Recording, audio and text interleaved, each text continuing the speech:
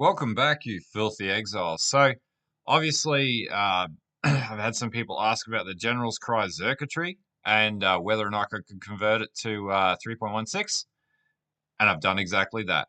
So, there are some things that we should go through as part of this conversion. I should note that the DPS is actually a slight touch higher.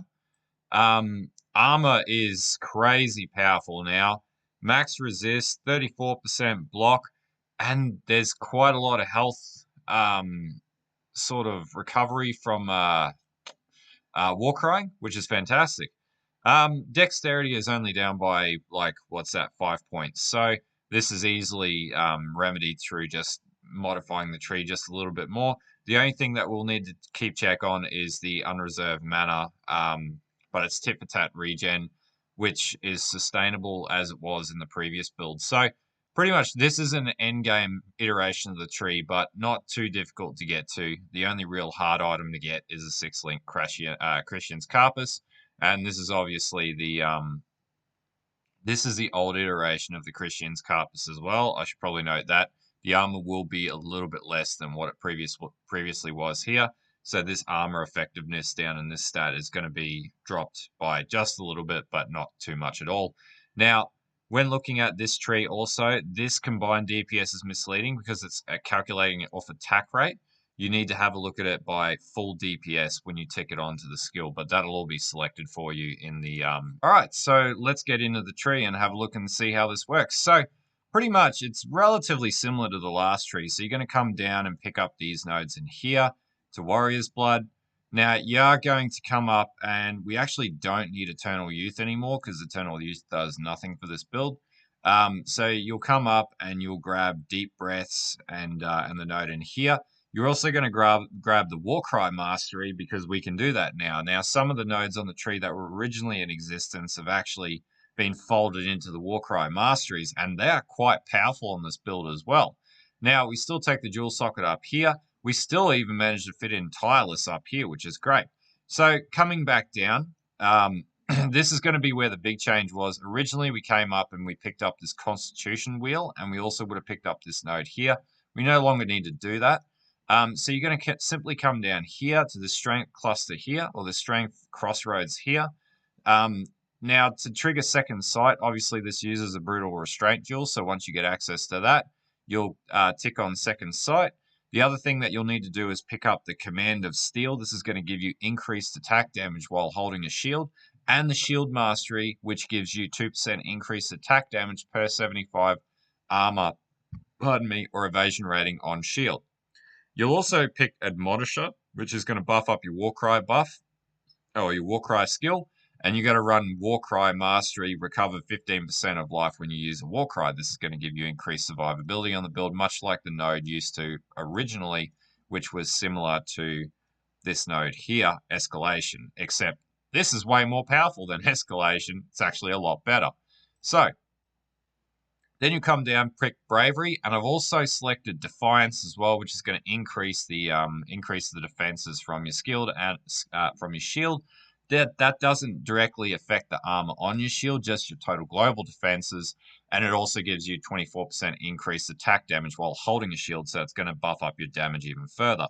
So this is how we get back to where we got to originally.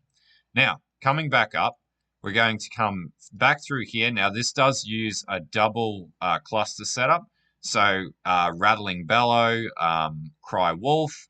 You're going to run Exploit Weakness, Ironbreaker, and Force Multiply. Now, you run 2 of these exact same large cluster duels. And then you're also going to run Rattling Bellow and Haunting Shout. This means that you intimidate enemies. So, this does do intimidate damage.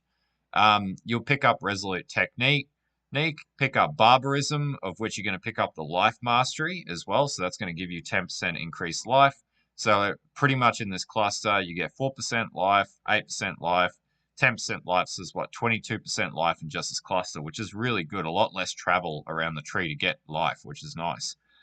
We also come down and take Juggernaut, which is going to increase our maximum life again, and we take the Armor Mastery to get 30% reduced damage, extra damage from critical strikes, which is going to be good. This is going to, like, this build was tanky before, this build is just going to be even more tanky now. So then we come down, we pick up Bloodless. You can pick up the health, any health node in here. So in this case, I would probably go 50 to maximum life, and that's going to put you up close to 6k HP. But you can realistically do whatever you want. Then you're going to come in and you're going to pick up Natural Authority and also Warcry's Debilitate enemies for 1 second, which is new in the Warcry Masteries. And this is actually going to be really cool to see how this affects enemies. Then you'll pick up Call to Arms, come down, we'll trick out our second second large cluster duel setup. So Rattling Bellow, as always, all the medium clusters are going to be rattling Bellow.